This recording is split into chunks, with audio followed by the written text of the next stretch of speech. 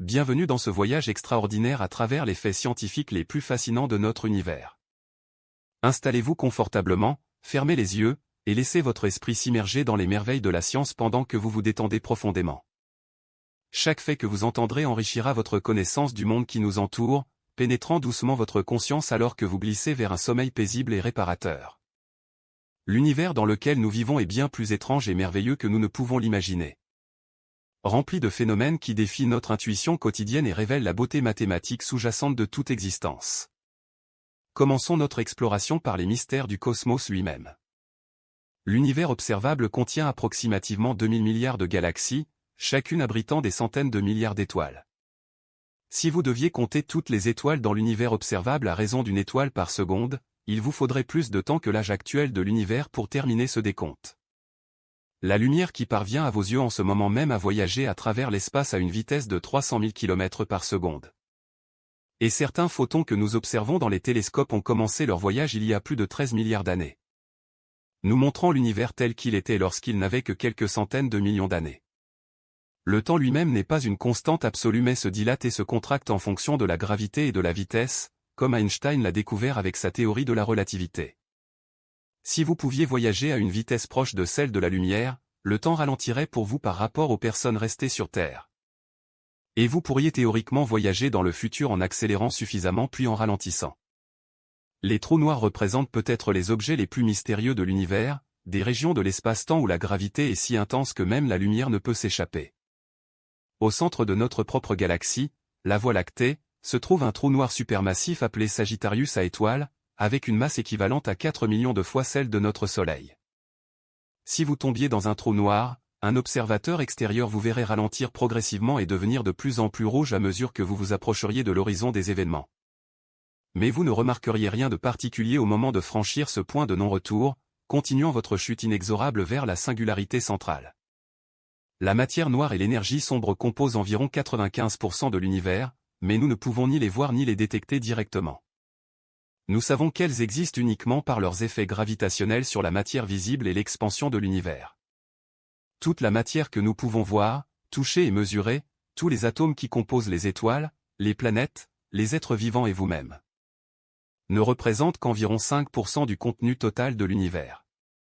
L'expansion de l'univers s'accélère, poussée par cette mystérieuse énergie sombre, et dans des milliards d'années. Les galaxies lointaines s'éloigneront si rapidement que leur lumière ne pourra plus jamais nous atteindre, laissant les civilisations futures dans un cosmos apparemment vide à l'exception de leur propre galaxie locale. Descendons maintenant vers notre propre système solaire et notre planète extraordinaire. La Terre tourne sur elle-même à environ 1660 km/h à l'équateur, tout en orbite autour du Soleil à environ 107 000 km/h. Et notre système solaire tout entier voyage autour du centre de la Voie lactée à environ 800 000 km/h. Vous êtes en mouvement constant à travers l'espace à des vitesses vertigineuses, même lorsque vous restez parfaitement immobile. Le Soleil contient 99,8% de toute la masse du système solaire, et chaque seconde, il convertit environ 600 millions de tonnes d'hydrogène en hélium par fusion nucléaire, libérant une énergie équivalente à 100 milliards de bombes atomiques. Cette énergie met environ 100 000 ans pour voyager du cœur du Soleil jusqu'à sa surface, puis seulement 8 minutes pour traverser l'espace jusqu'à la Terre. La lumière du Soleil qui réchauffe votre visage aujourd'hui a commencé son voyage bien avant la naissance de la civilisation humaine. Notre Lune s'éloigne de la Terre d'environ 3,8 cm chaque année, et dans un passé lointain, elle était beaucoup plus proche, apparaissant énorme dans le ciel et provoquant des marées bien plus puissantes qu'aujourd'hui. Il y a environ 4 milliards et demi d'années, un objet de la taille de Mars appelé Theia est entré en collision avec la Terre primitive. Et les débris éjectés se sont rassemblés pour former notre Lune. Cette collision cataclysmique a également incliné l'axe de rotation de la Terre, créant les saisons qui ont permis à la vie complexe de se développer. Sans la Lune pour stabiliser l'axe de rotation terrestre, notre planète basculerait de manière chaotique, rendant le climat imprévisible et probablement incompatible avec la vie complexe. L'atmosphère terrestre est un miracle de composition précise, contenant exactement la bonne proportion d'oxygène, d'azote et d'autres gaz pour maintenir la vie. L'oxygène que vous respirez en ce moment a été produit par des milliards d'années de photosynthèse effectuée par des plantes et des cyanobactéries. Avant l'apparition de la vie photosynthétique, l'atmosphère terrestre ne contenait pratiquement pas d'oxygène libre, et ce gaz était en fait toxique pour la plupart des formes de vie primitives. La grande oxydation, survenue il y a environ 2,4 milliards d'années, a transformé l'atmosphère et provoqué l'extinction massive des organismes anaérobies. Mais a également ouvert la voie à l'évolution de formes de vie plus complexes capables d'utiliser l'oxygène pour extraire bien plus d'énergie de la nourriture. L'eau qui couvre environ 70% de la surface terrestre possède des propriétés chimiques extraordinaires qui la rendent essentielle à la vie. L'eau est l'un des rares composés qui se dilate en gelant, ce qui explique pourquoi la glace flotte sur l'eau liquide. Cette propriété apparemment simple a des implications profondes pour la vie, car elle permet aux lacs et aux océans de geler de haut en bas plutôt que de bas en haut, préservant la vie aquatique sous la glace pendant l'hiver. L'eau possède également une capacité thermique exceptionnellement élevée, ce qui signifie qu'elle peut absorber beaucoup de chaleur sans augmenter beaucoup en température, stabilisant ainsi le climat terrestre et la température corporelle des organismes vivants. Chaque molécule d'eau que vous buvez a probablement été à travers des dinosaures, des nuages, des océans, des rivières et d'innombrables autres créatures vivantes au cours des milliards d'années d'histoire de la Terre. L'eau de votre corps fait partie d'un cycle perpétuel qui a commencé peu après la formation de notre planète. Plongeons maintenant dans les mystères de la vie elle-même et de la biologie qui gouvernent tous les êtres vivants. Votre corps contient environ 37 000 milliards de cellules, chacune étant une usine biochimique incroyablement complexe effectuant des milliers de réactions chimiques chaque seconde. Si vous pouviez aligner tout l'ADN contenu dans votre corps de bout en bout, il s'étendrait sur environ 100 milliards de kilomètres, soit plus de 600 fois la distance entre la Terre et le Soleil. Cet ADN contient les instructions pour construire et maintenir votre corps entier, codé dans une séquence de seulement 4 lettres chimiques, adénine, thymine, guanine et cytosine. La manière dont ces 4 bases s'organisent en triplets appelés codons détermine quelle protéine sera fabriquée, et les protéines accomplissent pratiquement toutes les fonctions dans votre corps. Remarquablement, vous partagez environ 99,9% de votre ADN avec tous les autres êtres humains, et environ 98% avec les chimpanzés, nos plus proches parents vivants. Vous partagez même environ 60% de votre ADN avec une banane, illustrant l'ancienneté commune de toute vie sur Terre. Tous les êtres vivants, des bactéries les plus simples aux baleines bleues, utilisent le même code génétique fondamental, suggérant fortement que toute la vie terrestre descend d'un ancêtre commun qui vivait il y a environ 3,8 milliards d'années. Votre cerveau est l'objet le plus complexe connu dans l'univers, contenant environ 86 milliards de neurones interconnectés par environ 100 000 milliards de synapses.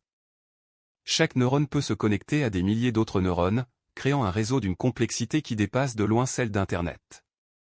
L'information voyage dans votre cerveau sous forme d'impulsions électriques et de signaux chimiques, avec certaines connexions transmettant des signaux à plus de 400 km/h.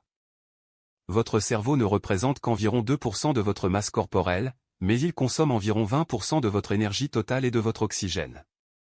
Pendant que vous dormez, votre cerveau ne se repose pas mais effectue des processus critiques de consolidation de la mémoire, d'élimination des déchets métaboliques et de renforcement des connexions neuronales importantes tout en éliminant les connexions moins utilisées. Les rêves que vous expérimentez pendant le sommeil paradoxal impliquent une activation intense de nombreuses régions cérébrales, parfois plus intense que pendant l'éveil. Bien que le cortex préfrontal responsable de la logique et du jugement soit moins actif, expliquant pourquoi les rêves peuvent sembler si étranges et illogiques. La mémoire humaine n'est pas comme un enregistrement vidéo mais plutôt une reconstruction active du passé, ce qui signifie que chaque fois que vous vous souvenez de quelque chose, vous modifiez légèrement ce souvenir. Vos souvenirs les plus vivaces sont souvent les moins précis car ils ont été rappelés et reconstruits de nombreuses fois. Le système immunitaire de votre corps est une armée microscopique sophistiquée capable de distinguer vos propres cellules de millions de types différents d'envahisseurs potentiels. Les lymphocytes B de votre système immunitaire peuvent produire des anticorps spécifiques à pratiquement n'importe quelle molécule étrangère, même celles qui n'ont jamais existé dans la nature. Cette capacité remarquable provient d'un processus de recombinaison génétique aléatoire qui génère une diversité presque infinie d'anticorps différents. Votre système immunitaire conserve également une mémoire des infections passées, permettant une réponse plus rapide et plus forte lors de rencontres ultérieures avec le même pathogène. Principe fondamental de la vaccination. Chaque battement de votre cœur pompe environ 70 ml de sang, et au repos, votre cœur bat environ 70 fois par minute, pompant environ 5 litres de sang par minute. Au cours d'une vie de 70 ans, votre cœur battra environ 2,5 milliards de fois, pompant suffisamment de sang pour remplir plus d'1 million de barils. Le sang voyage à travers un réseau de vaisseaux sanguins qui, mis bout à bout, s'étendrait sur environ 100 000 km, assez pour faire plus de 2 fois le tour de la Terre. Votre sang transporte non seulement l'oxygène et les nutriments vers chaque cellule de votre corps, mais aussi des hormones, des cellules immunitaires, des plaquettes pour la coagulation. Et il aide à réguler la température corporelle et le pH. Les globules rouges qui transportent l'oxygène vivent environ 120 jours avant d'être recyclés par votre rate et votre foie. Et votre corps produit environ 2 millions de nouveaux globules rouges chaque seconde pour les remplacer. Vos os peuvent sembler statiques et inertes, mais ils sont en réalité des tissus vivants en constant renouvellement. Les ostéoclastes décomposent continuellement le vieux tissu osseux tandis que les ostéoblastes construisent du nouveau tissu. Et l'intégralité de votre squelette est complètement renouvelée environ tous les 10 ans. Vos os sont remarquablement solides pour leur poids, avec un morceau d'os de la taille d'une boîte d'allumettes pouvant supporter le poids d'environ 9 tonnes. Cette résistance provient de leur structure composite, combinant une matrice flexible de collagène avec des cristaux rigides d'hydroxyapatite. Vos os servent également de réservoir pour le calcium et d'autres minéraux, et la moelle osseuse à l'intérieur de vos os produit toutes vos cellules sanguines. L'intérieur de vos os long contient de la moelle jaune, principalement composée de cellules graisseuses. Tandis que les os plats comme le sternum et le bassin contiennent de la moelle rouge qui produit activement des cellules sanguines. Le microbiome humain, la collection de tous les micro-organismes vivants dans et sur votre corps, contient plus de cellules que votre propre corps. Pour chaque cellule humaine dans votre corps, il y a environ 1,3 cellules bactériennes, principalement dans votre intestin. Ces bactéries ne sont pas de simples passagers mais jouent des rôles essentiels dans la digestion, la production de vitamines, la protection contre les pathogènes et même l'influence de votre humeur et de votre comportement. La composition de votre microbiome intestinal est unique comme une empreinte digitale et est influencée par votre alimentation, votre environnement, votre génétique et même votre mode d'accouchement à la naissance. Les bébés nés par césarienne ont un microbiome initial différent de ceux nés par voie vaginale, ce qui peut avoir des implications à long terme pour la santé. Votre microbiome produit des neurotransmetteurs comme la sérotonine et la dopamine, et l'axe intestin-cerveau permet une communication bidirectionnelle entre votre système digestif et votre cerveau. Expliquant pourquoi le stress peut affecter votre estomac et pourquoi votre alimentation peut affecter votre humeur. Explorons maintenant le monde fascinant de la physique quantique, où les règles de la réalité quotidienne cessent de s'appliquer. À l'échelle quantique, les particules peuvent exister dans plusieurs états simultanément, un phénomène appelé superposition. L'électron dans un atome n'est pas à un endroit spécifique mais existe comme un nuage de probabilité, occupant potentiellement tous les endroits possibles simultanément jusqu'à ce qu'il soit observé. L'acte même d'observation effondre cette superposition, forçant la particule à choisir un état défini. Ce principe est illustré par l'expérience de pensée du chat de Schrödinger, où un chat dans une boîte fermée est à la fois vivant et mort jusqu'à ce que la boîte soit ouverte. L'intrication quantique, que Einstein appelait action fantôme à distance, permet à deux particules de rester connectées de telle manière que mesurer l'état de l'une affecte instantanément l'autre, quelle que soit la distance qui les sépare. Des photons intriqués aux extrémités opposées de l'univers resteraient corrélés, bien que cette connexion ne puisse pas être utilisée pour transmettre de l'information plus rapidement que la lumière. L'intrication quantique a été démontrée expérimentalement à plusieurs reprises et est maintenant utilisée dans les technologies émergentes de l'informatique quantique et de la cryptographie quantique. Un ordinateur quantique utilise des qubits qui peuvent être à la fois 0 et 1 simultanément grâce à la superposition, permettant potentiellement de résoudre certains problèmes exponentiellement plus rapidement que les ordinateurs classiques. Le principe d'incertitude de Heisenberg établit qu'il existe des limites fondamentales à la précision avec laquelle certaines paires de propriétés d'une particule peuvent être connues simultanément. Plus vous mesurez précisément la position d'une particule, moins vous pouvez connaître précisément sa vitesse, et vice-versa. Cette limitation n'est pas due à l'imperfection de nos instruments de mesure mais est une propriété fondamentale de la nature elle-même. Les fluctuations quantiques, permises par ce principe, signifie que même le vide de l'espace n'est jamais vraiment vide mais bouillonne constamment de paires de particules virtuelles qui apparaissent et disparaissent spontanément. Ces fluctuations du vide ont des effets mesurables, comme l'effet Casimir, où deux plaques métalliques non chargées placées très près l'une de l'autre dans le vide subissent une force attractive due aux fluctuations quantiques de l'espace entre elles. L'effet tunnel quantique permet aux particules de traverser des barrières qu'elles ne devraient pas pouvoir franchir selon la physique classique. Ce phénomène est essentiel à la fusion nucléaire dans les étoiles, y compris notre Soleil, car il permet aux protons de surmonter leur répulsion électrique mutuelle et de fusionner à des températures inférieures à ce qui serait autrement nécessaire. Sans l'effet tunnel quantique, le Soleil ne pourrait pas briller et la vie sur Terre n'existerait pas. L'effet tunnel est également exploité dans les technologies modernes comme les microscopes à effet tunnel et les mémoires flash. La dualité onde-particule est l'un des concepts les plus troublants de la mécanique quantique. La lumière et la matière présentent à la fois des propriétés d'ondes et de particules selon la manière dont elles sont observées. Les électrons peuvent créer des motifs d'interférence comme des ondes, mais ils arrivent aussi par paquets discrets comme des particules. Des expériences ont montré qu'un seul photon ou électron peut passer par deux fentes simultanément et interférer avec lui-même, créant un motif d'interférence. Mais si vous essayez de détecter par quelle fente il passe, il se comporte comme une particule et le motif d'interférence disparaît. Cette étrangeté fondamentale suggère que la réalité au niveau quantique dépend fondamentalement de l'observation. Tournons maintenant notre attention vers la chimie et les éléments qui composent tout ce qui existe. Le tableau périodique des éléments organise tous les types d'atomes connus selon leurs propriétés chimiques, et chaque élément est défini par le nombre de protons dans son noyau. L'hydrogène, l'élément le plus simple et le plus abondant de l'univers, possède un seul proton et a été créé dans les premières minutes après le Big Bang. Tous les éléments plus lourds que l'hydrogène et l'hélium ont été forgés dans les fours nucléaires des étoiles. Les atomes de carbone, d'azote et d'oxygène dans votre corps ont été créés par fusion nucléaire dans les cœurs d'étoiles géantes il y a des milliards d'années. Puis dispersés dans l'espace lorsque ces étoiles ont explosé en supernova.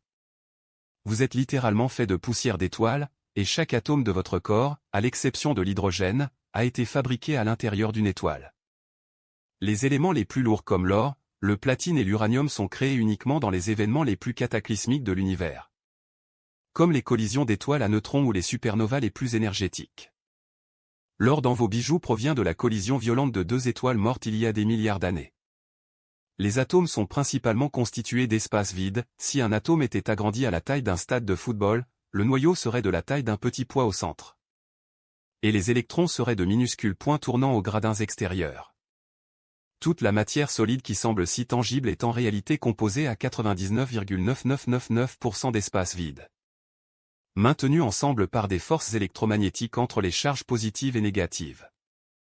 Lorsque vous touchez quelque chose, vous ne touchez jamais réellement les atomes de cet objet, les électrons de vos doigts repoussent électromagnétiquement les électrons de l'objet, créant la sensation de solidité. Les liaisons chimiques qui maintiennent les molécules ensemble sont formées par le partage ou le transfert d'électrons entre atomes. Les liaisons covalentes impliquent le partage d'électrons, tandis que les liaisons ioniques impliquent le transfert complet d'électrons d'un atome à un autre. L'eau, avec sa formule chimique H2O, illustre magnifiquement le pouvoir des liaisons chimiques. Deux atomes d'hydrogène hautement inflammables se combinent avec un atome d'oxygène qui soutient la combustion pour créer une substance qui éteint les feux. La chimie transforme les éléments en combinaisons infinies avec des propriétés totalement nouvelles et souvent surprenantes. Le sel de table, chlorure de sodium, se forme lorsque le sodium, un métal qui explose violemment au contact de l'eau, se combine avec le chlore, un gaz toxique. Pour créer un composé stable et essentiel que vous saupoudrez sur votre nourriture. Les réactions chimiques ne créent ni ne détruisent des atomes mais les réarrangent simplement en nouvelles configurations. Lorsque vous brûlez du bois, les atomes de carbone et d'hydrogène du bois se combinent avec l'oxygène de l'air pour former du dioxyde de carbone et de l'eau, libérant l'énergie solaire qui avait été stockée dans les liaisons chimiques du bois par photosynthèse. La loi de conservation de la masse établit que dans une réaction chimique, la masse totale des réactifs égale toujours la masse totale des produits. Bien que Einstein ait montré que l'énergie et la masse sont interchangeables selon sa célèbre équation E égale mc, signifiant qu'une petite quantité de masse peut être convertie en une énorme quantité d'énergie. Les catalyseurs sont des substances qui accélèrent les réactions chimiques sans être consommées elles-mêmes. Les enzymes dans votre corps sont des catalyseurs biologiques qui accélèrent les réactions chimiques par des facteurs de millions ou de milliards, rendant possible les processus de la vie à la température du corps. Sans enzymes, la plupart des réactions biochimiques se produiraient si lentement que la vie serait impossible. Chaque enzyme a une forme tridimensionnelle spécifique qui s'adapte à son substrat comme une clé dans une serrure, permettant une spécificité remarquable où une enzyme peut catalyser une seule réaction parmi des milliers de possibilités. Le pH mesure l'acidité ou l'alcalinité d'une solution sur une échelle de 0 à 14, où 7 est neutre, moins de 7 est acide, et plus de 7 est basique. L'échelle de pH est logarithmique, ce qui signifie que chaque unité représente un changement de facteur 10 dans la concentration d'ion hydrogène. Votre estomac contient de l'acide chlorhydrique avec un pH d'environ 2, assez acide pour dissoudre le métal. tandis que votre sang maintient un pH remarquablement stable d'environ 7,4, et même de petits écarts peuvent être mortels. Votre corps utilise des systèmes tampons sophistiqués pour maintenir ce pH sanguin étroit, principalement basé sur l'équilibre entre le dioxyde de carbone, l'acide carbonique et le bicarbonate. Explorons maintenant les mystères de l'énergie et de la thermodynamique qui gouvernent tous les processus dans l'univers. La première loi de la thermodynamique, également connue sous le nom de conservation de l'énergie, stipule que l'énergie ne peut être ni créée ni détruite. Seulement transformée d'une forme à une autre. Toute l'énergie de l'univers existe en quantité fixe depuis le Big Bang, se transformant continuellement entre différentes formes, lumière en chaleur, mouvement en son. Énergie chimique en travail mécanique. Lorsque vous mangez de la nourriture, vous ne créez pas d'énergie mais convertissez l'énergie chimique stockée dans les liaisons moléculaires en énergie utilisable par votre corps. Cette énergie provient finalement du Soleil, qui l'a créée par fusion nucléaire, convertissant une infime fraction de sa masse en énergie. La deuxième loi de la thermodynamique établit que l'entropie, une mesure du désordre, tend toujours à augmenter dans un système fermé. Cette loi donne à la flèche du temps sa direction, les œufs se cassent mais ne se reconstituent pas spontanément. La chaleur s'écoule du chaud vers le froid mais jamais l'inverse sans apport de travail, et l'univers évolue inexorablement vers un état de désordre maximal. L'entropie explique pourquoi aucune machine ne peut être 100% efficace, une partie de l'énergie est toujours perdue sous forme de chaleur inutilisable. Votre corps combat constamment l'augmentation de l'entropie en utilisant l'énergie de la nourriture pour maintenir son organisation complexe. Mais ce processus génère de la chaleur et augmente l'entropie globale de l'univers. La vie elle-même peut être vue comme une bataille temporaire contre l'entropie, créant des îlots d'ordre aux dépens d'augmentation plus importante du désordre ailleurs. La troisième loi de la thermodynamique stipule que l'entropie d'un système approche une valeur constante minimale lorsque la température approche le zéro absolu. Le zéro absolu, situé à -273,15 degrés Celsius ou 0 Kelvin, représente la température la plus basse théoriquement possible. Le point où le mouvement moléculaire s'arrête presque complètement. Bien que le zéro absolu ne puisse jamais être atteint en pratique, les scientifiques ont refroidi des atomes à quelques milliardièmes de degrés au-dessus du zéro absolu.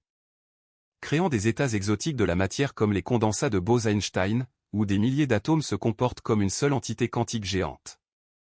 À ces températures ultra-froides, la matière présente des propriétés quantiques à l'échelle macroscopique, comme la superfluidité. Où un liquide peut s'écouler sans aucune viscosité et même grimper le long des parois de son conteneur en défiant la gravité.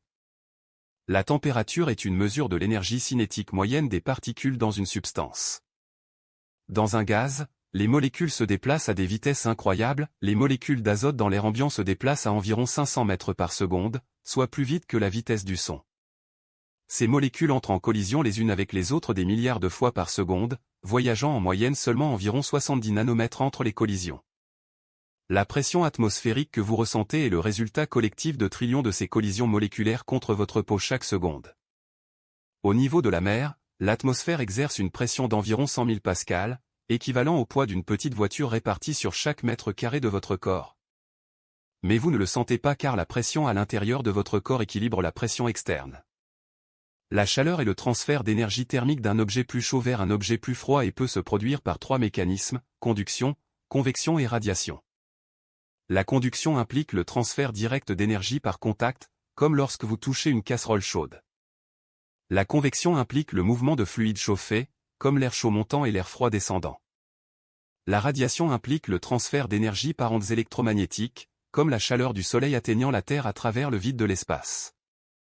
Tous les objets émettent un rayonnement thermique, et plus ils sont chauds, plus la fréquence du rayonnement est élevée. Votre corps émet un rayonnement infrarouge, c'est pourquoi les caméras thermiques peuvent vous voir dans l'obscurité complète. La chaleur spécifique mesure combien d'énergie est nécessaire pour augmenter la température d'une substance d'1 degré, et l'eau a une chaleur spécifique exceptionnellement élevée. Ce qui signifie qu'elle peut absorber beaucoup de chaleur avec peu de changement de température. Cette propriété rend l'eau idéale pour réguler la température, tant dans votre corps que dans le climat de la Terre. Les océans absorbent et libèrent d'énormes quantités de chaleur, modérant les variations de température et stabilisant le climat global. La transition de phase se produit lorsqu'une substance change d'état, comme de solide à liquide ou de liquide à gaz. Et ces transitions impliquent des changements significatifs dans l'arrangement et l'énergie des molécules. Lorsque l'eau gèle, les molécules se disposent en une structure cristalline ordonnée avec plus d'espace entre elles qu'à l'état liquide, expliquant pourquoi la glace flotte. Lorsque l'eau bout, les molécules gagnent suffisamment d'énergie pour échapper complètement à l'attraction mutuelle et se disperser comme un gaz. La température à laquelle ces transitions se produisent dépend de la pression, au sommet de l'Everest, où la pression atmosphérique est beaucoup plus faible. L'eau bout à environ 70 degrés Celsius au lieu de 100 degrés, rendant la cuisson des aliments plus difficile. Au point critique de l'eau, à environ 374 degrés Celsius et 220 atmosphères de pression, la distinction entre liquide et gaz disparaît complètement, créant un état appelé fluide supercritique avec des propriétés uniques. Plongeons maintenant dans le monde fascinant de l'électricité et du magnétisme, deux forces fondamentales qui sont en réalité deux aspects du même phénomène, l'électromagnétisme. Les charges électriques peuvent être positives ou négatives, et les charges de même signe se repoussent tandis que les charges opposées s'attirent. Cette force électrostatique est ce qui maintient les atomes ensemble et est responsable de presque toutes les forces que vous rencontrez dans la vie quotidienne, à l'exception de la gravité. Lorsque vous poussez contre un mur, c'est la répulsion électromagnétique entre les électrons de vos mains et les électrons du mur qui crée la résistance. Un courant électrique est un flux de charges électriques, généralement des électrons se déplaçant à travers un conducteur. Dans un fil de cuivre transportant du courant, les électrons individuels se déplacent en réalité assez lentement, à seulement quelques millimètres par seconde. Mais le signal électrique lui-même se propage le long du fil à une vitesse proche de celle de la lumière. Cette différence est analogue à une vague dans un stade, les gens individuels ne se déplacent que de haut en bas, mais la vague elle-même se propage rapidement autour du stade. La résistance électrique mesure la difficulté avec laquelle le courant peut circuler dans un matériau, et différents matériaux ont des résistances très différentes. Les conducteurs comme le cuivre et l'argent ont une faible résistance, permettant au courant de circuler facilement. Les isolants comme le caoutchouc et le verre ont une résistance très élevée, empêchant presque complètement le flux de courant. Les semi-conducteurs comme le silicium ont une résistance intermédiaire qui peut être contrôlée en ajoutant des impuretés. Propriété fondamentale exploitée dans les transistors et tous les appareils électroniques modernes. Lorsqu'un courant circule dans un conducteur ayant une résistance, de l'énergie est dissipée sous forme de chaleur selon la loi de Joule.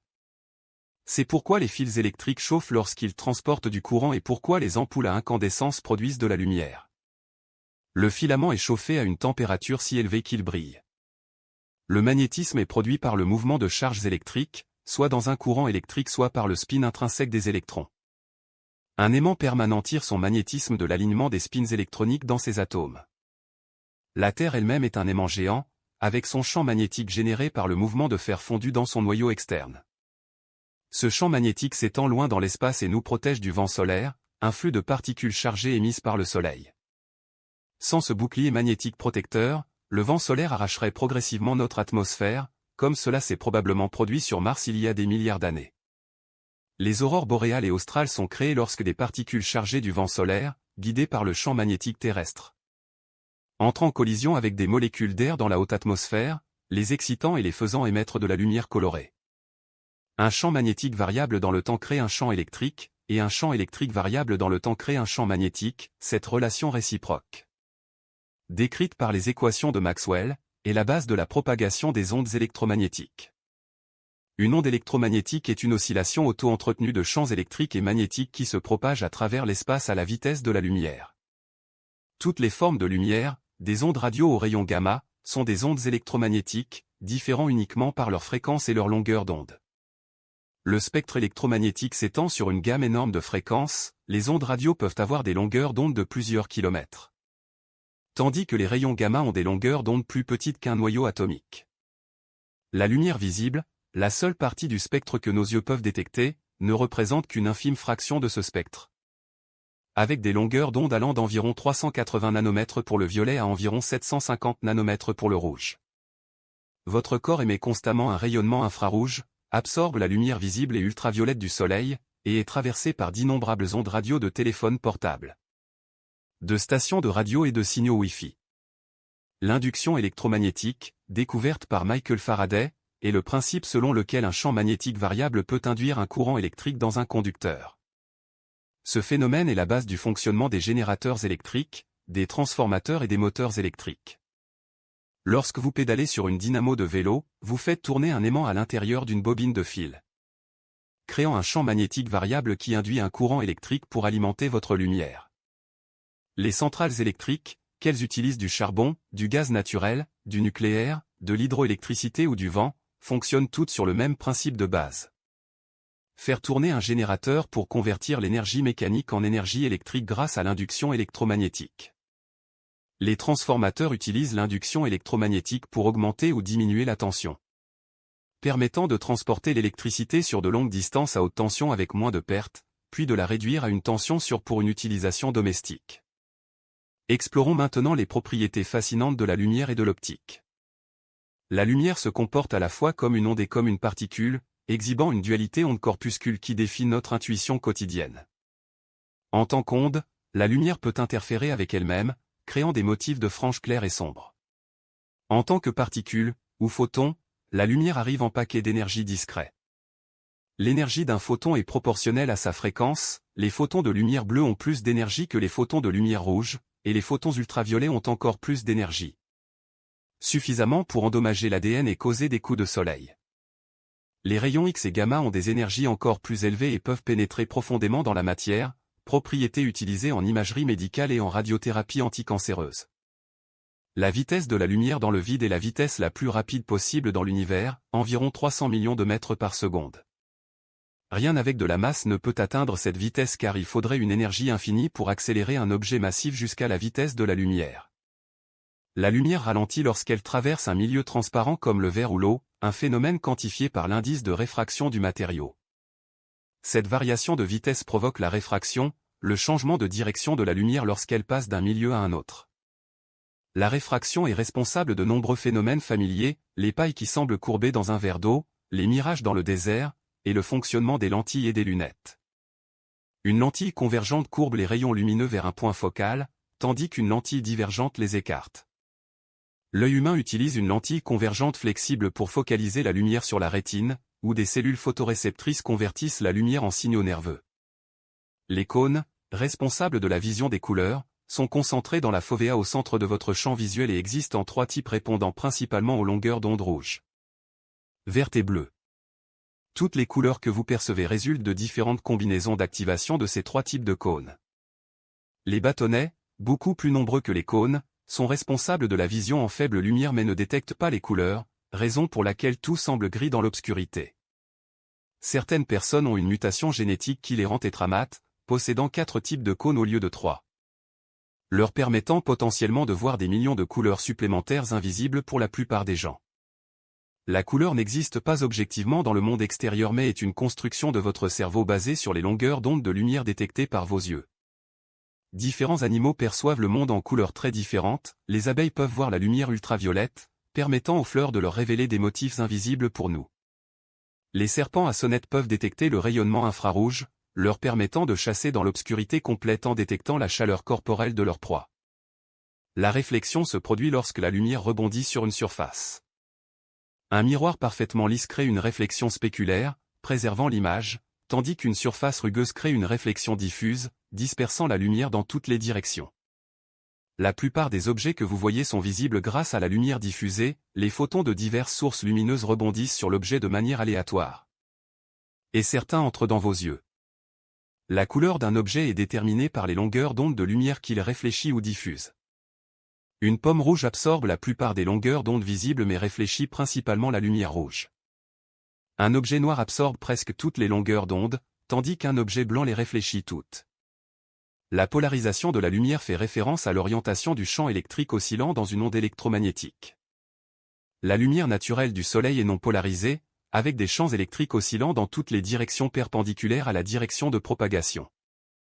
Lorsque la lumière se réfléchit sur des surfaces comme l'eau ou le verre, elle devient partiellement polarisée, et les lunettes de soleil polarisantes bloquent cette lumière réfléchie, réduisant l'éblouissement. Certains animaux, comme les abeilles et de nombreux oiseaux, peuvent détecter la polarisation de la lumière et l'utilisent pour la navigation. L'interférence se produit lorsque 2 ondes lumineuses ou plus se rencontrent et se combinent.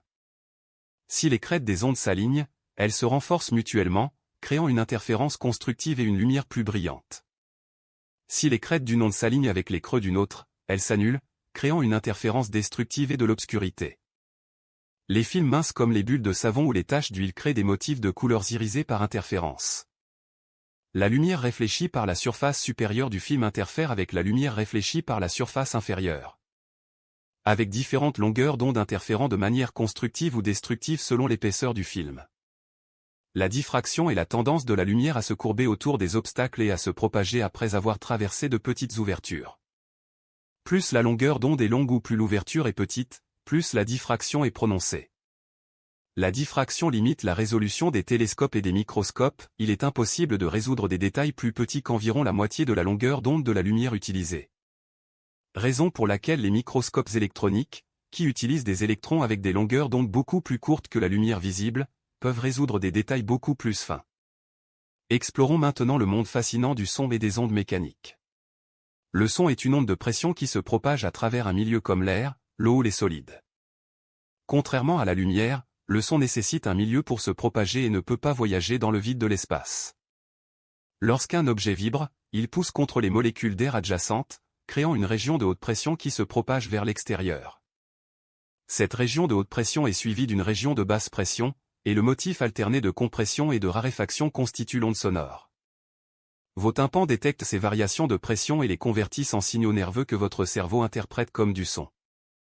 La vitesse du son dans l'air à température ambiante est d'environ 343 mètres par seconde, beaucoup plus lente que la vitesse de la lumière.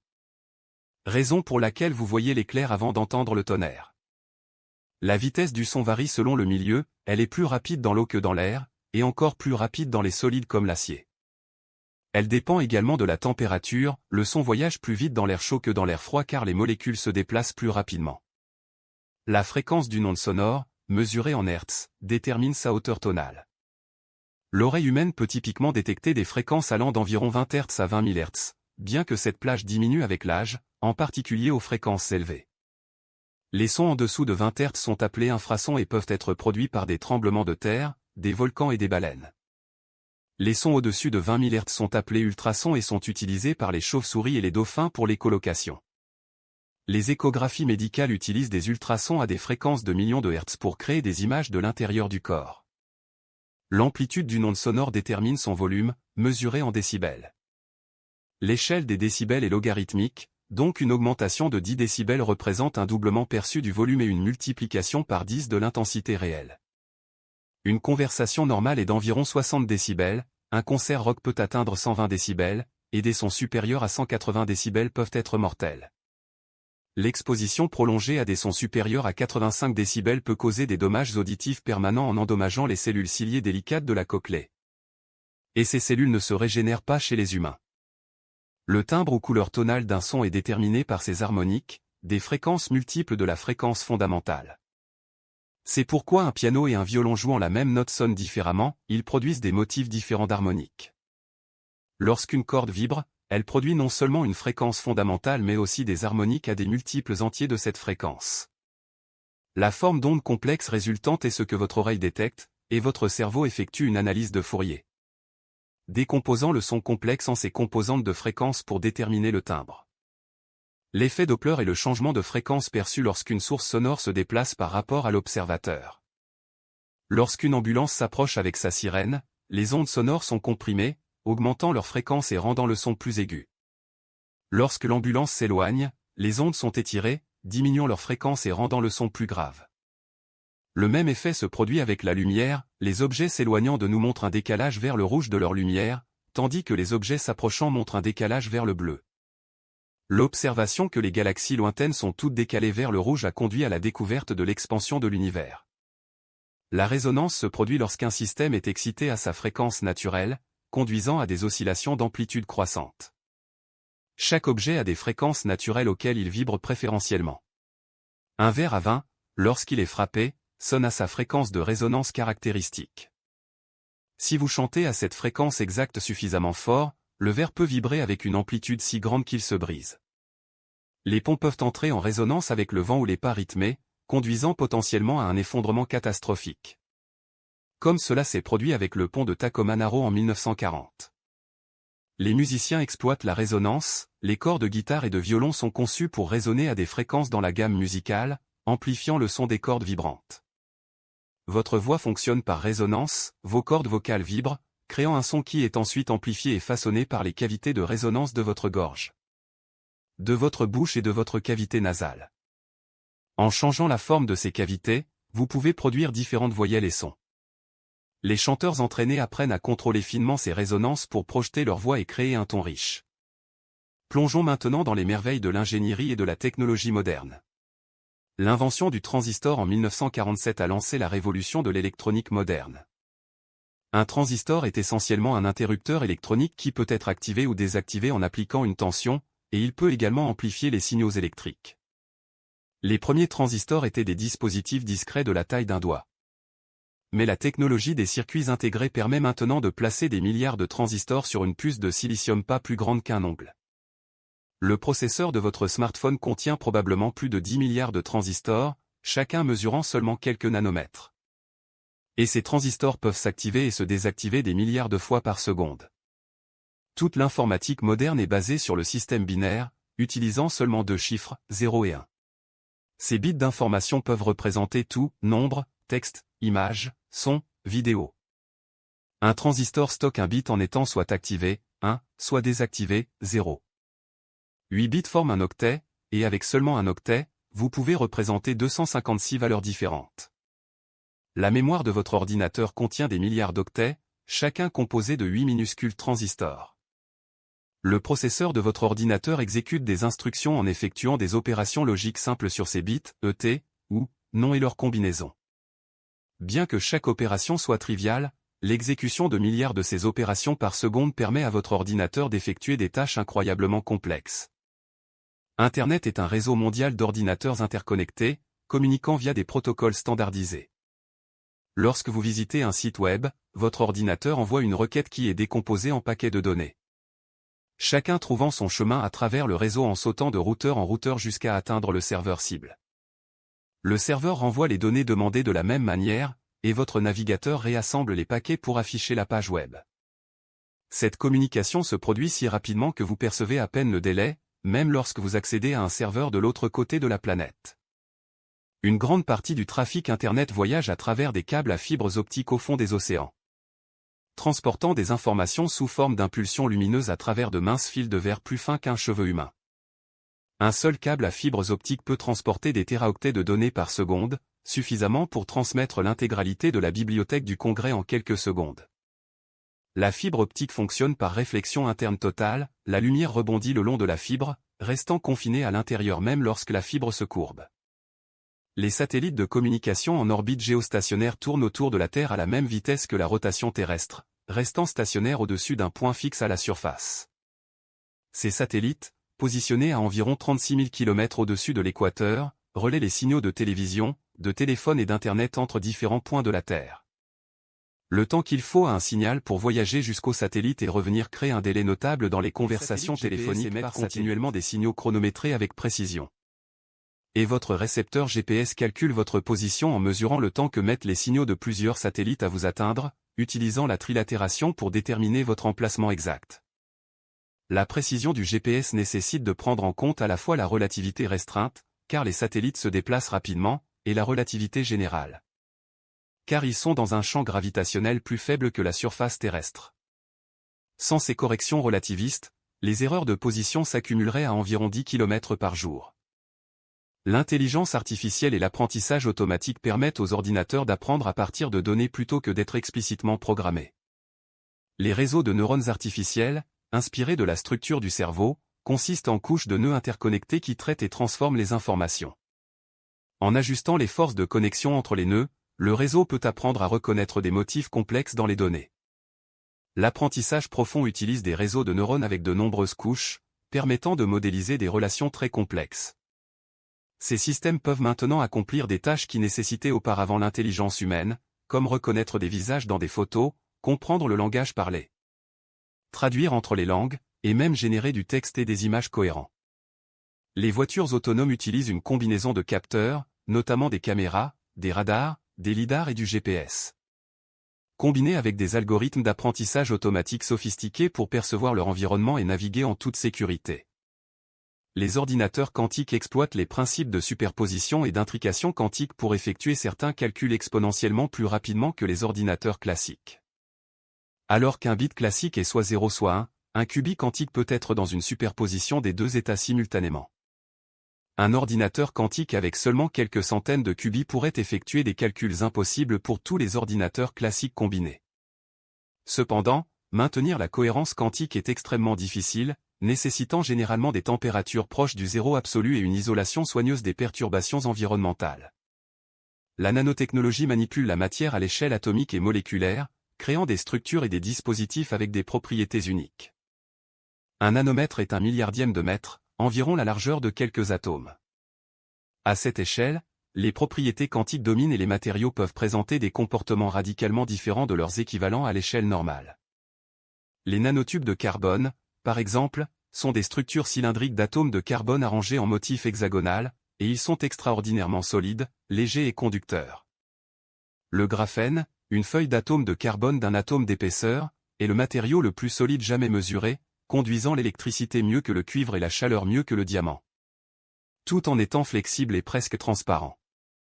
La biotechnologie et le génie génétique nous permettent de modifier les génomes des organismes avec une précision sans précédent. CRISPR-Cas9 est un système d'édition génomique qui fonctionne comme des ciseaux moléculaires, permettant aux scientifiques de couper l'ADN à des endroits précis et d'insérer, de supprimer ou de remplacer des séquences génétiques. Cette technologie pourrait potentiellement guérir des maladies génétiques, créer des cultures résistantes aux maladies et à la sécheresse, et même ressusciter des espèces éteintes. Les implications éthiques sont profondes, car nous avons maintenant le pouvoir de modifier le code génétique de la vie elle-même. L'énergie renouvelable exploite les sources d'énergie naturelle qui se reconstituent continuellement. Les panneaux solaires photovoltaïques convertissent directement la lumière du soleil en électricité en utilisant l'effet photoélectrique. Les photons frappant le matériau semi-conducteur libèrent des électrons, créant un courant électrique. Les éoliennes convertissent l'énergie cinétique du vent en électricité par induction électromagnétique. L'énergie hydroélectrique utilise l'énergie potentielle gravitationnelle de l'eau stockée derrière des barrages. L'énergie géothermique exploite la chaleur de l'intérieur de la Terre. Ensemble, ces technologies offrent la promesse d'un avenir énergétique durable qui ne dépend pas de la combustion de combustibles fossiles et ne produit pas de gaz à effet de serre. Concluons notre voyage par quelques-uns des mystères les plus profonds et des questions non résolues de la science. La nature de la conscience reste l'un des plus grands mystères. Comment l'activité électrique et chimique dans votre cerveau donne-t-elle naissance à l'expérience subjective de voir le rouge, de ressentir de la douleur ou d'être vous-même ? Ce problème difficile de la conscience défie actuellement notre compréhension scientifique.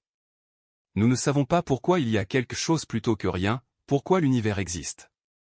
La question ultime de l'origine pourrait être au-delà de la portée de la science.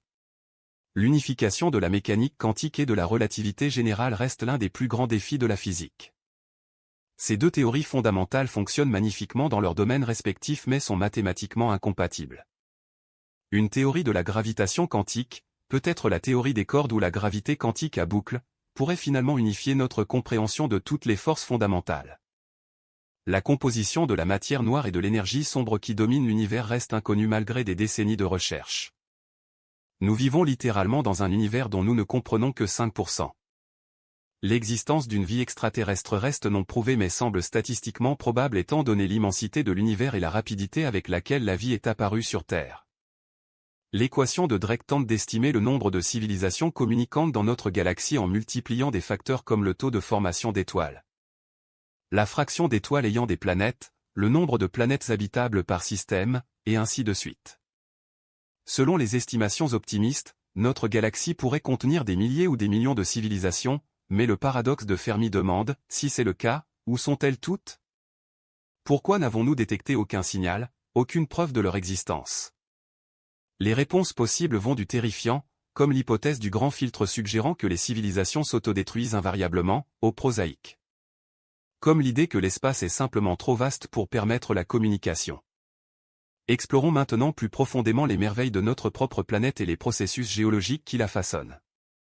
La Terre possède une structure en couche comme un oignon, avec une croûte solide mince reposant sur un manteau rocheux visqueux, lui-même entourant un noyau externe liquide de fer et de nickel et un noyau interne solide.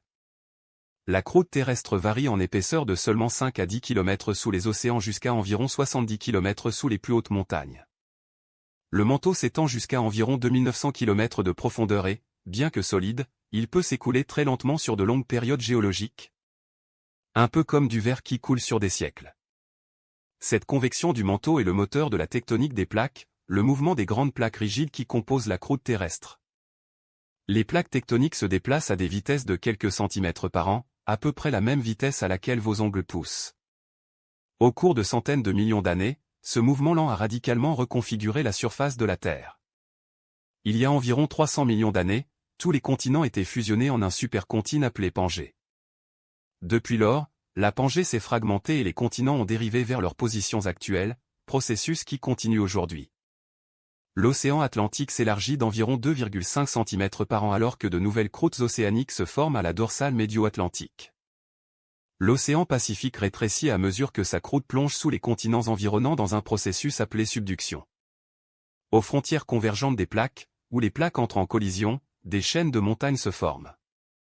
L'Himalaya continue de s'élever alors que la plaque indienne percute la plaque eurasiatique, et le mont Everest gagne environ 4 mm de hauteur chaque année. Aux frontières divergentes, où les plaques s'écartent, de nouvelles croûtes se forment à partir de magma remontant du manteau. Aux frontières transformantes, où les plaques glissent l'une contre l'autre, comme la faille de San Andreas en Californie, le frottement empêche un mouvement fluide. Et la tension s'accumule jusqu'à ce qu'elle soit libérée soudainement sous forme de tremblements de terre. Les tremblements de terre sont mesurés sur l'échelle de Richter, qui est logarithmique. Chaque augmentation d'un nombre représente une amplitude d'onde 10 fois supérieure et environ 30 fois plus d'énergie libérée. Un tremblement de terre de magnitude 8 libère environ 1000 fois plus d'énergie qu'un tremblement de terre de magnitude 6.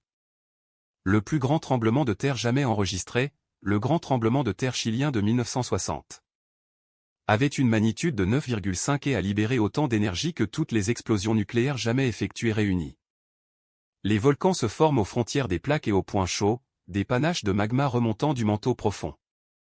Le cercle de feu du Pacifique, une chaîne de volcans et de zones sismiques encerclant l'océan Pacifique, contient environ 75% des volcans actifs du monde. Les éruptions volcaniques peuvent être explosives ou effusives selon la viscosité du magma et sa teneur en gaz. Les éruptions explosives, causées par du magma visqueux riche en gaz, peuvent projeter des cendres et des roches à des dizaines de kilomètres de hauteur dans l'atmosphère. L'éruption du mont Tambora en 1815 a été la plus puissante éruption volcanique de l'histoire enregistrée. Éjectant tant de cendres dans l'atmosphère qu'elle a causé l'année sans été de 1816, avec des échecs de récolte et des famines dans le monde entier. Les supervolcans, comme celui sous le parc national de Yellowstone, sont capables d'éruptions 1000 fois plus puissantes que les éruptions volcaniques ordinaires. Une éruption de supervolcan pourrait plonger la Terre dans un hiver volcanique pendant des années. Le champ magnétique terrestre, généré par le mouvement du fer fondu dans le noyau externe, s'est inversé de nombreuses fois au cours de l'histoire géologique. Ces inversions géomagnétiques se produisent de manière irrégulière, avec des intervalles allant de dizaines de milliers à des millions d'années. La dernière inversion s'est produite il y a environ 770 000 ans, et nous sommes statistiquement en retard pour la prochaine. Pendant une inversion, le champ magnétique s'affaiblit considérablement, exposant potentiellement la vie à des niveaux plus élevés de rayonnement cosmique. Les roches enregistrent l'orientation du champ magnétique au moment de leur formation. Et l'étude du paléomagnétisme dans les roches océaniques a fourni des preuves cruciales de l'expansion des fonds océaniques et de la dérive des continents. Les fossiles préservés dans les roches sédimentaires fournissent une fenêtre sur l'histoire de la vie sur Terre. La fossilisation est un processus rare, nécessitant que l'organisme soit rapidement enterré dans des sédiments avant qu'il ne se décompose complètement. Au fil du temps, les minéraux dans les eaux souterraines remplacent progressivement les tissus organiques, créant une réplique en pierre de l'organisme original. La plupart des organismes qui ont jamais vécu n'ont laissé aucun fossile, et le registre fossile est donc incomplet, mais il révèle néanmoins une histoire remarquable d'évolution et d'extinction. 5 extinctions de masse majeure ponctuent l'histoire de la vie, chacune éliminant plus de 75% de toutes les espèces. La plus dévastatrice, l'extinction du Permien-Trias il y a environ 252 millions d'années, a anéanti environ 96% de toutes les espèces marines et 70% des espèces terrestres. L'extinction du Crétacé-Paléogène il y a 66 millions d'années, causée par l'impact d'un astéroïde de 10 km de diamètre près de l'actuel Mexique, a éliminé les dinosaures non aviaires et environ 75% de toutes les espèces. Cet impact a libéré l'énergie d'environ 100 millions de mégatonnes de TNT, déclenchant des tremblements de terre mondiaux, des tsunamis. des éruptions volcaniques et projetant tellement de débris dans l'atmosphère qu'ils ont bloqué la lumière du Soleil pendant des mois ou des années. Sans cette extinction, les mammifères n'auraient probablement jamais pu diversifier et dominer, et les humains n'existeraient pas. Certains scientifiques soutiennent que nous vivons actuellement au milieu d'une 6e extinction de masse, l'extinction de l'Holocène, causée cette fois par les activités humaines. Les taux d'extinction actuels sont estimés entre 100 et 1000 fois supérieurs aux taux de fond naturels. La déforestation, la perte d'habitat, la pollution, le changement climatique et la surexploitation menacent d'innombrables espèces. Environ 1 million d'espèces de plantes et d'animaux sont actuellement menacées d'extinction, représentant environ un quart de toutes les espèces évaluées. La perte de biodiversité a des implications profondes pour les écosystèmes et les services qu'ils fournissent à l'humanité. De la pollinisation des cultures au cycle des nutriments en passant par la purification de l'eau. Les écosystèmes sont des réseaux complexes d'interaction entre les organismes vivants et leur environnement physique. L'énergie circule dans les écosystèmes principalement à travers les chaînes alimentaires. Commençant par les producteurs primaires comme les plantes qui convertissent l'énergie solaire en énergie chimique par photosynthèse. Les consommateurs primaires, ou herbivores, mangent les plantes, les consommateurs secondaires mangent les herbivores, et ainsi de suite. À chaque niveau trophique, environ 90% de l'énergie est perdue sous forme de chaleur. Expliquant pourquoi les chaînes alimentaires comportent rarement plus de 4 ou 5 niveaux. Les nutriments, contrairement à l'énergie, sont recyclés dans les écosystèmes. Le cycle du carbone déplace le carbone entre l'atmosphère, les océans, le sol et les organismes vivants. Les plantes absorbent le dioxyde de carbone de l'atmosphère pendant la photosynthèse, incorporant le carbone dans leurs tissus. Lorsque les organismes meurent et se décomposent, ou lorsque le bois brûle, le carbone retourne dans l'atmosphère. Les océans absorbent le dioxyde de carbone de l'atmosphère, et certains organismes marins incorporent le carbone dans leurs coquilles de carbonate de calcium, qui finissent par former des roches calcaires au fond de l'océan. Les combustibles fossiles sont des dépôts de carbone anciens provenant d'organismes morts qui ont été enterrés et transformés sous pression pendant des millions d'années. En brûlant des combustibles fossiles, l'humanité libère rapidement ce carbone stocké dans l'atmosphère, perturbant le cycle naturel du carbone et provoquant le changement climatique. Le cycle de l'azote est tout aussi crucial. L'azote gazeux constitue environ 78% de l'atmosphère, mais la plupart des organismes ne peuvent pas utiliser l'azote sous cette forme. Certaines bactéries et archées fixatrices d'azote peuvent convertir l'azote gazeux en ammoniac, qui peut ensuite être utilisé par les plantes. D'autres bactéries convertissent l'ammoniac en nitrite et nitrate par nitrification. Les plantes absorbent ces composés azotés et les incorporent dans des protéines et des acides nucléiques. Lorsque les organismes meurent, les bactéries décomposeuses décomposent les composés organiques azotés, libérant de l'ammoniac. D'autres bactéries effectuent la dénitrification, convertissant les nitrates en azote gazeux qui retournent dans l'atmosphère. La production industrielle d'engrais azotés par le processus Haber-Bosch a considérablement augmenté les rendements agricoles mais a également perturbé le cycle de l'azote, conduisant à une pollution par les nitrates dans les eaux souterraines et les cours d'eau et à des zones mortes dans les océans où les proliférations d'algues alimentées par le ruissellement de nutriments épuisent l'oxygène. Parlons maintenant des océans, qui couvrent plus de 70% de la surface terrestre et contiennent 97% de toute l'eau de la Terre. Les océans jouent un rôle crucial dans la régulation du climat terrestre en absorbant la chaleur et le dioxyde de carbone de l'atmosphère. Les courants océaniques redistribuent la chaleur autour de la planète, avec des courants chauds comme le Gulf Stream transportant l'eau tropicale chaude vers les latitudes plus élevées, modérant les climats de régions comme l'Europe occidentale. La circulation thermohaline, parfois appelée la grande bande transporteuse océanique, est un système de courants globaux entraînés par les différences de température et de salinité. L'eau froide et salée dans l'Atlantique Nord coule dans les profondeurs océaniques et se répand dans le monde entier, finissant par remonter dans les océans Pacifique et Indien, complétant un cycle qui prend environ 1000 ans. Ce système de circulation joue un rôle essentiel dans la régulation du climat, et il y a des inquiétudes que le changement climatique, en faisant fondre la glace polaire et en augmentant les précipitations dans l'Atlantique Nord, pourrait perturber cette circulation avec des conséquences climatiques catastrophiques. La vie marine présente une incroyable diversité, des bactéries microscopiques aux plus grands animaux ayant jamais existé. La baleine bleue peut atteindre 30 mètres de longueur et peser jusqu'à 200 tonnes, et son cœur seul pèse environ 400 kg. Le phytoplancton, des organismes photosynthétiques microscopiques dérivant dans les couches supérieures de l'océan. produit environ 50% de l'oxygène de la Terre et forme la base de la plupart des réseaux trophiques marins. Les récifs coralliens, bien qu'ils ne couvrent que moins d'1% du fond océanique, abritent environ 25% de toutes les espèces marines. Les coraux sont en réalité des colonies d'animaux minuscules appelés polypes qui sécrètent des squelettes de carbonate de calcium. Les polypes coralliens vivent en symbiose avec des algues photosynthétiques appelées zooxanthelles, qui leur fournissent la plupart de leurs nutriments. Le blanchissement des coraux se produit lorsque le stress environnemental, généralement causé par des températures d'eau élevées, amène les coraux à expulser leurs zooxanthelles, les laissant blancs et affamés. Si les conditions ne s'améliorent pas, les coraux meurent.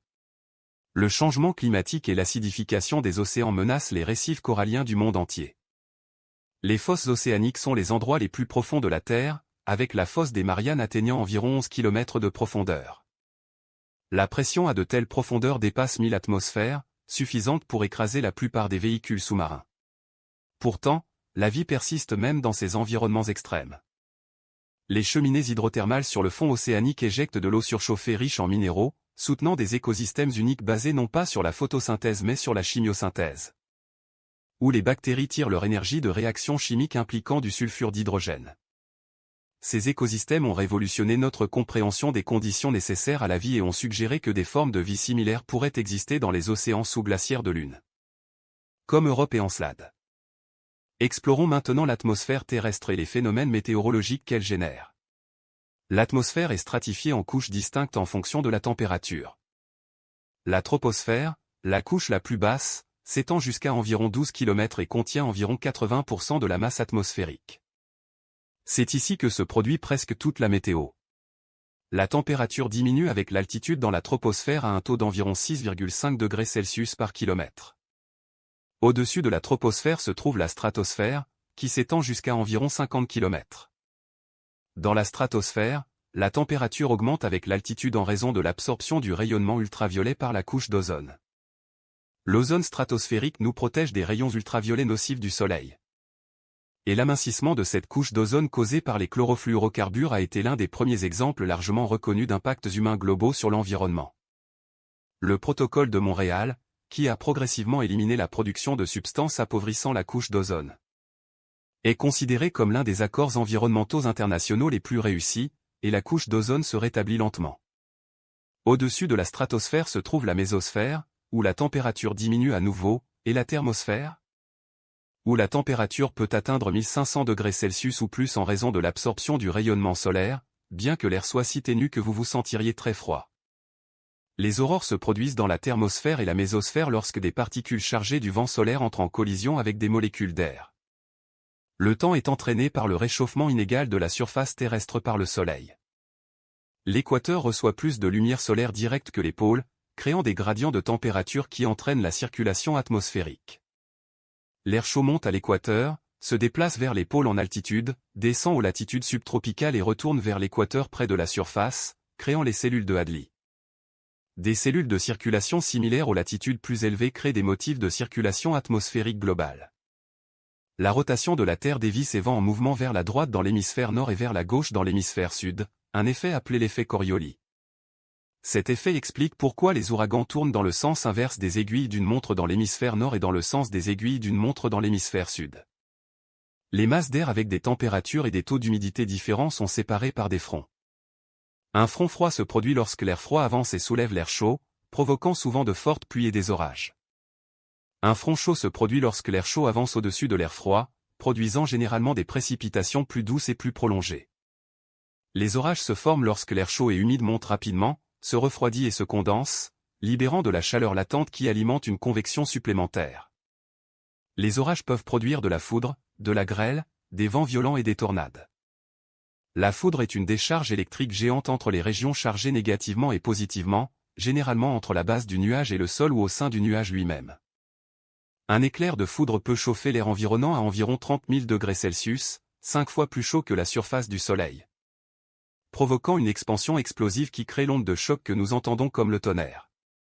La Terre est frappée par environ 100 éclairs chaque seconde, soit environ 8 millions par jour. Les ouragans, également appelés typhons ou cyclones tropicaux selon leur emplacement, sont d'énormes systèmes de tempêtes rotatifs alimentés par l'évaporation de l'eau chaude de l'océan. Il nécessite des températures de surface de la mer d'au moins 26,5 degrés Celsius et se forme généralement entre 5 et 20 degrés de latitude où l'effet Coriolis est suffisamment fort pour initier la rotation mais pas si fort qu'il empêche la formation. Les ouragans peuvent s'étendre sur des centaines de kilomètres et contenir des vents dépassant 300 km/h dans les cas les plus extrêmes.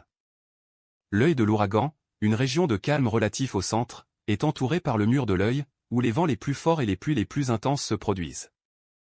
Les ouragans s'affaiblissent lorsqu'ils passent au-dessus de terre ou d'eau plus froide qui les prive de leur source d'énergie. Le changement climatique devrait intensifier les ouragans en augmentant les températures de surface de la mer, bien que le nombre total d'ouragans puisse ne pas augmenter. Les tornades sont des colonnes d'air en rotation violente s'étendant d'un nuage d'orage au sol. Elles se forment dans des supercellules orageuses où les vents changeant de vitesse et de direction avec l'altitude créent une rotation horizontale qui est ensuite basculée à la verticale par des courants ascendants. Les tornades peuvent produire les vents les plus forts de n'importe quel phénomène météorologique, dépassant potentiellement 500 km/h dans les tornades EF5 les plus puissantes. Les tornades sont les plus courantes dans Tornado Alley aux États-Unis, où l'air chaud et humide du golfe du Mexique rencontre l'air froid et sec du Canada. Le climat diffère de la météo en ce qu'il décrit les conditions moyennes sur de longues périodes plutôt que les conditions à court terme. Le système climatique terrestre implique des interactions complexes entre l'atmosphère, les océans, la cryosphère, la biosphère et la géosphère. Les gaz à effet de serre dans l'atmosphère, notamment le dioxyde de carbone, le méthane et la vapeur d'eau, absorbent et réémettent le rayonnement infrarouge, piégeant la chaleur et maintenant la surface de la Terre environ 33 degrés Celsius plus chaude qu'elle ne le serait autrement.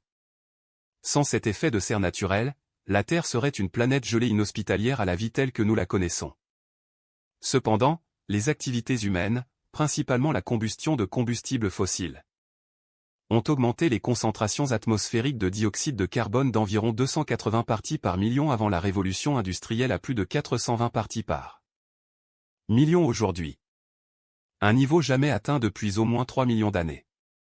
Cette augmentation a provoqué une élévation de la température moyenne mondiale d'environ 1,1 degré Celsius depuis l'ère pré-industrielle.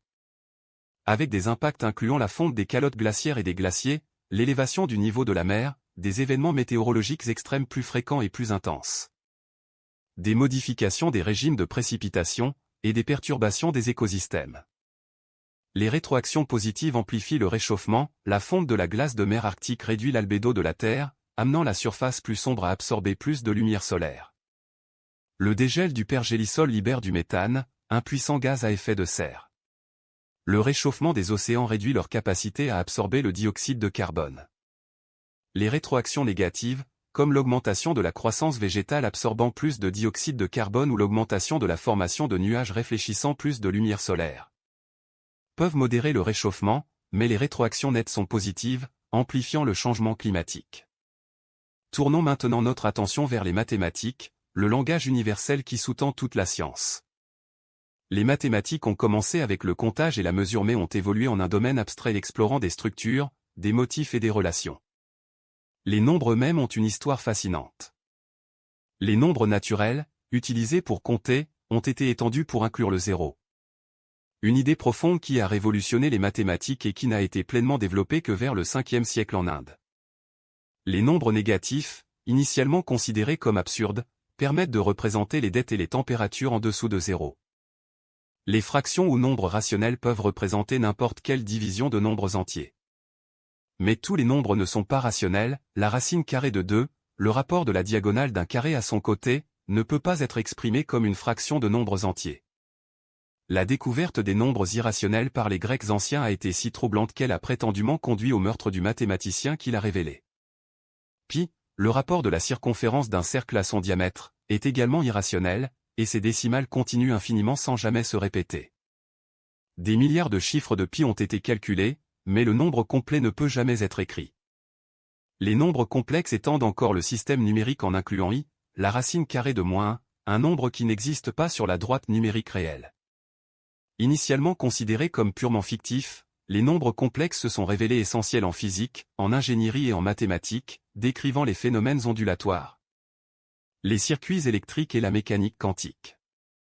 L'infini est un concept qui a fasciné et dérouté les mathématiciens pendant des millénaires. Georg Cantor a montré qu'il existe en fait différentes tailles d'infini, l'ensemble de tous les nombres entiers est infini, mais l'ensemble de tous les nombres réels est un infini plus grand. Il existe une hiérarchie infinie d'infinis de plus en plus grand. La géométrie explore les propriétés de l'espace et de la forme. La géométrie euclidienne, développée dans la Grèce antique, repose sur des axiomes apparemment évidents, comme le postulat selon lequel par un point extérieur à une droite, il passe exactement une parallèle à cette droite. Au XIXe siècle, les mathématiciens ont découvert que ce postulat pouvait être nié, conduisant à des géométries non euclidiennes cohérentes. Dans la géométrie hyperbolique, il existe infiniment de parallèles à une droite donnée passant par un point extérieur. Dans la géométrie elliptique, il n'y a pas de parallèle du tout. Ces géométries apparemment abstraites se sont révélées décrire l'espace réel. Einstein a montré que l'espace-temps est courbe, avec sa géométrie déterminée par la distribution de masse et d'énergie. Le calcul, développé indépendamment par Newton et Leibniz au XVIIe siècle, révolutionne notre capacité à décrire le changement et le mouvement. Le calcul différentiel concerne les taux de changement et les pentes, tandis que le calcul intégral concerne l'accumulation et les aires. Le théorème fondamental du calcul relie magnifiquement ces deux branches, montrant qu'elles sont des inverses l'une de l'autre.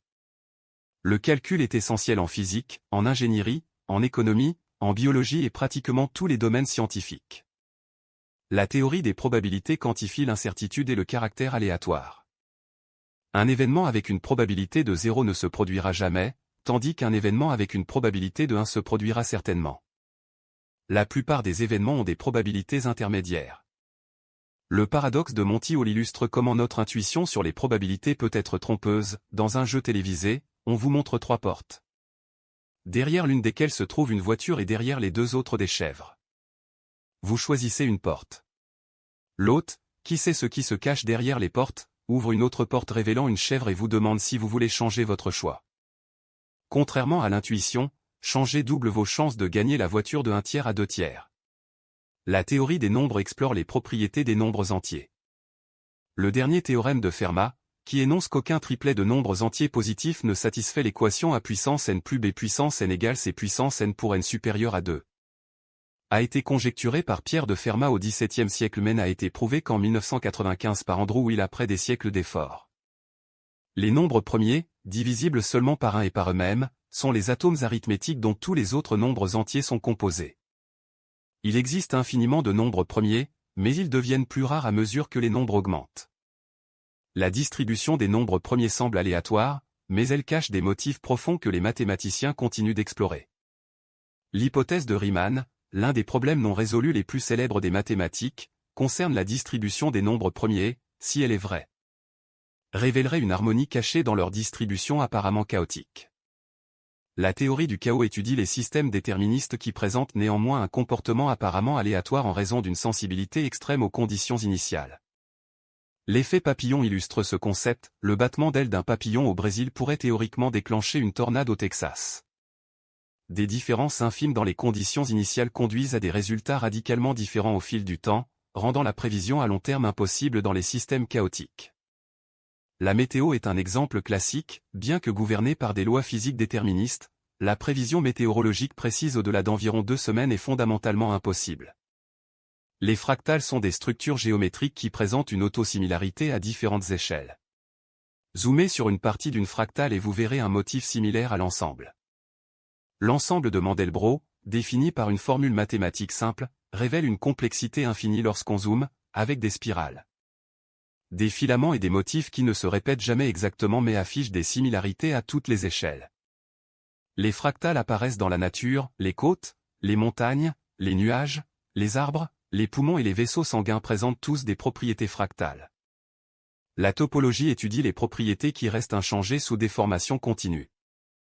Une tasse de café et un donut sont topologiquement équivalents car chacun a un trou, et l'un peut être déformé en l'autre sans couper ni coller. Le théorème des 4 couleurs énonce que 4 couleurs suffisent pour colorer n'importe quelle carte de sorte qu'aucune région adjacente ne partage la même couleur.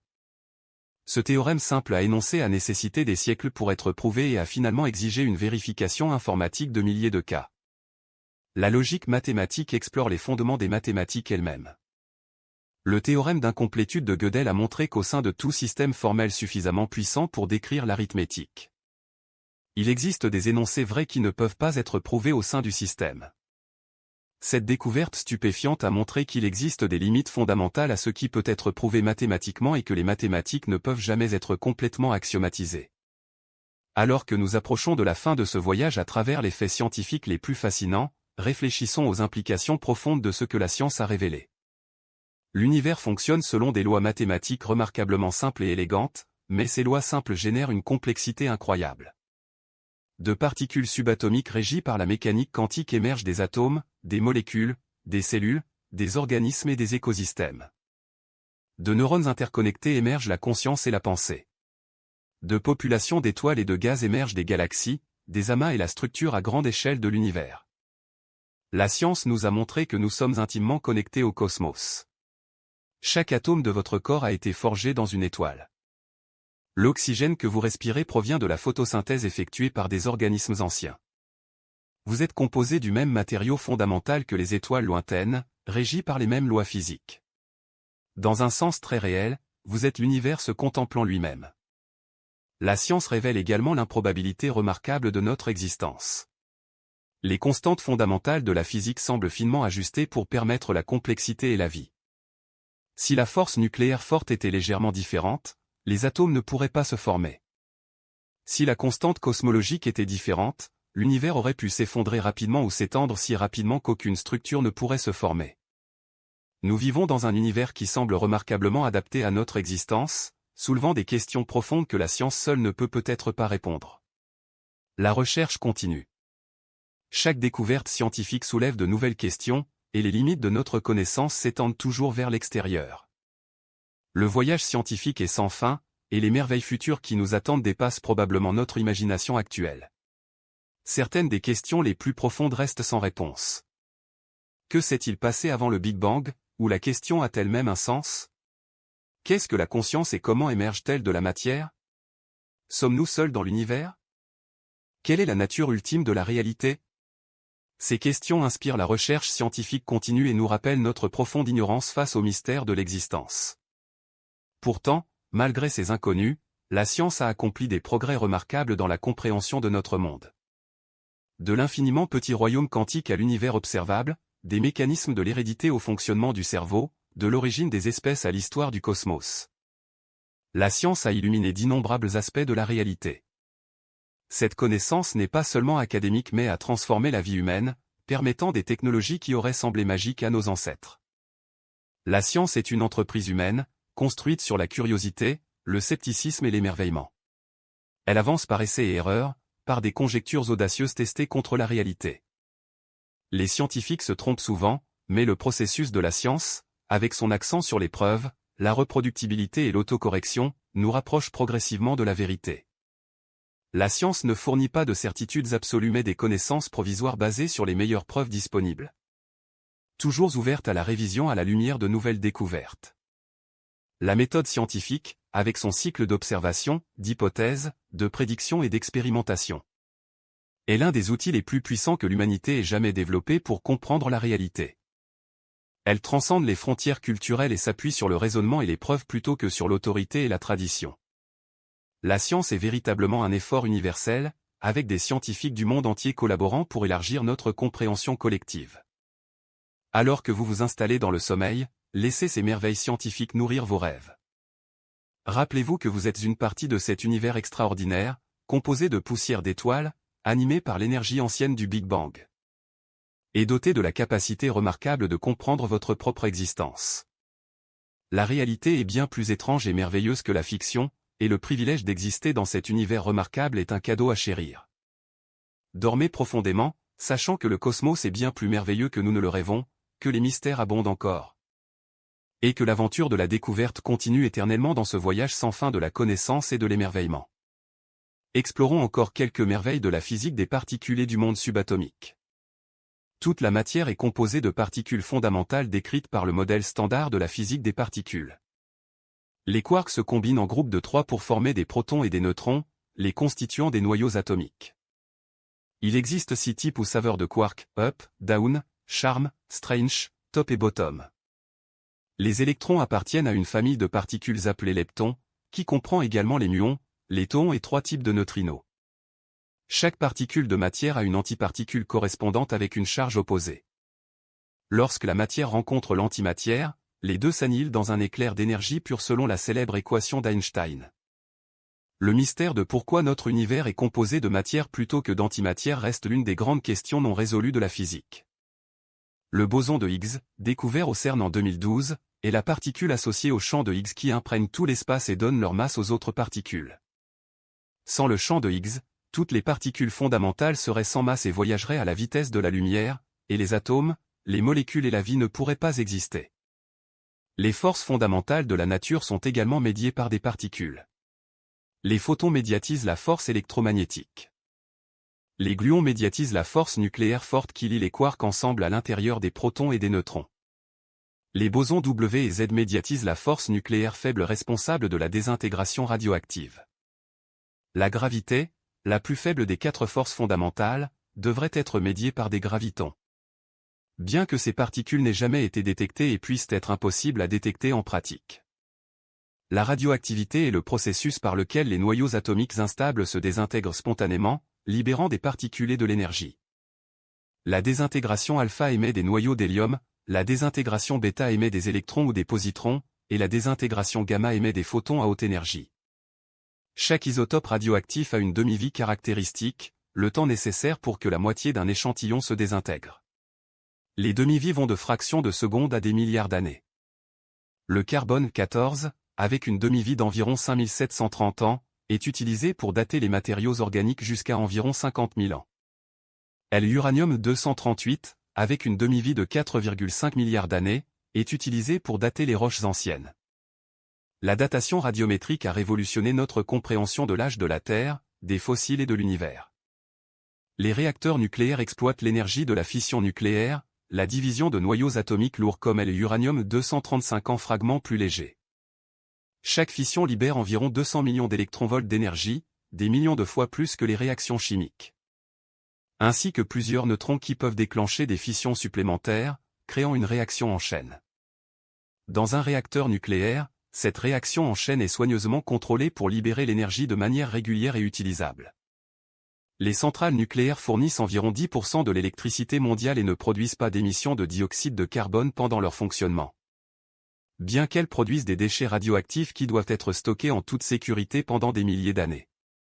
La fusion nucléaire, le processus qui alimente les étoiles, combine des noyaux légers comme l'hydrogène pour former des noyaux plus lourds, libérant une énergie encore plus grande que la fission. La fusion nécessite des températures extrêmement élevées, des dizaines de millions de degrés, pour surmonter la répulsion électrique entre les noyaux chargés positivement. Les scientifiques travaillent depuis des décennies pour réaliser une fusion contrôlée sur Terre. Avec des projets comme ITER en France visant à démontrer la faisabilité de la production d'énergie de fusion. Si elle réussit, la fusion pourrait fournir une source d'énergie presque illimitée, propre et sûre, avec du carburant disponible dans l'eau de mer et produisant des déchets radioactifs minimes. Explorons maintenant davantage les merveilles de l'évolution et de la biologie évolutive. L'évolution par sélection naturelle, proposée par Charles Darwin et Alfred Russel Wallace au XIXe siècle, explique comment la diversité de la vie a surgi à partir d'ancêtres communs. Les organismes produisent plus de descendants que l'environnement ne peut en supporter. Les individus varient dans leurs traits, et une partie de cette variation est héréditaire. Les individus avec des traits les rendant mieux adaptés à leur environnement sont plus susceptibles de survivre et de se reproduire, transmettant ces traits avantageux à leur progéniture. Au fil de nombreuses générations, ce processus peut conduire à des changements significatifs dans les populations et finalement à de nouvelles espèces. L'évolution n'a pas de but ni de direction, elle ne conduit pas au progrès, mais simplement à l'adaptation aux conditions environnementales locales. Les preuves de l'évolution proviennent de multiples sources, le registre fossile montre une succession de formes de vie au fil du temps.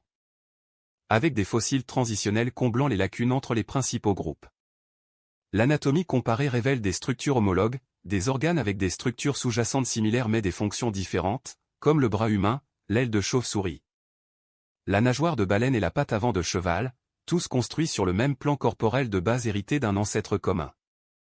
Les structures vestigiales, comme l'appendice humain ou les os de jambes réduits chez les baleines, sont des vestiges d'organes qui avaient une fonction chez les ancêtres mais ont été réduits par l'évolution.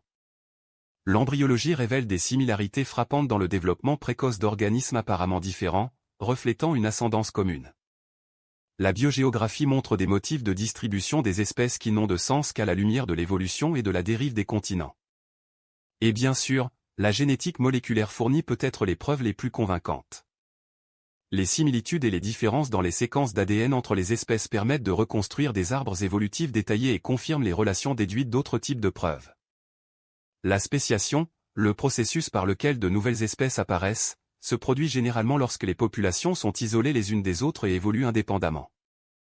L'isolement géographique, par exemple lorsqu'une population est divisée par une rivière, une chaîne de montagnes ou une mer, est un mécanisme courant. Au fil du temps, les populations isolées accumulent des différences génétiques par mutation, dérives génétiques et sélection naturelle adaptées à leurs environnements différents. Finalement, ces populations peuvent devenir si différentes qu'elles ne peuvent plus se croiser pour produire une descendance fertile, même si elles se rencontrent à nouveau. Ce sont maintenant des espèces distinctes. La spéciation sympatrique, où de nouvelles espèces apparaissent sans isolement géographique, peut également se produire, bien que moins fréquemment. Par des mécanismes comme la polyploïdie chez les plantes, où un doublement du nombre de chromosomes crée instantanément une incompatibilité reproductive avec la population parentale. La coévolution se produit lorsque deux espèces évoluent en réponse l'une à l'autre. Les prédateurs évoluent pour devenir de meilleurs chasseurs tandis que les proies évoluent pour devenir plus difficiles à attraper. Les parasites évoluent pour exploiter leurs hôtes tandis que les hôtes évoluent des défenses. Les fleurs et leurs pollinisateurs coévoluent, les fleurs développant des couleurs, des formes et des récompenses pour attirer des pollinisateurs spécifiques. Tandis que les pollinisateurs développent des caractéristiques pour accéder efficacement aux récompenses florales. Vous êtes composé d'atomes forgés dans les cœurs d'étoiles anciennes, régis par les mêmes lois qui dictent le mouvement des galaxies et le comportement des particules subatomiques. Votre conscience, votre capacité à contempler ces mystères, représente elle-même l'une des merveilles les plus profondes de l'univers. Dormez paisiblement, sachant que la réalité est infiniment plus riche et plus étrange que tout ce que nous pourrions inventer, que les mystères abondent encore et attendent d'être découverts. Et que l'aventure de la compréhension continue éternellement. Bonne nuit et que vos rêves soient remplis de merveilles cosmiques.